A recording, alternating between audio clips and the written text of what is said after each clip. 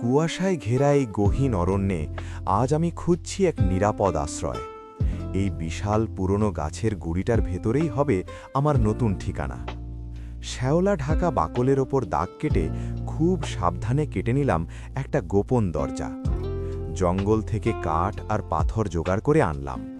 গুড়ির ভেতরের ফাঁকা জায়গাটাতে কাঠের ফ্রেম আর তক্তা দিয়ে তৈরি করলাম পরিপাটি একটা ঘর।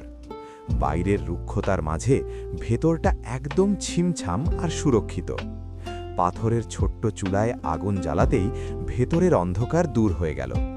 আগুনের ওমে এক কাপ ধোঁয়া ওঠা চা, বাইরের কনকনে ঠান্ডায় এ যেন এক পরম শান্তি। কাজ শেষে বাইরে বেরিয়ে এলাম। গোপন দরজার খাঁজে শ্যাওলা আর মাটি লেপে দিলাম নিখুঁতভাবে। একটু দূর থেকে ফিরে তাকালাম। কেউ বুঝতেই পারবে না এই নীরব কাঠের বুকে লুকিয়ে আছে আমার এক টুকরো শান্তির নীড়।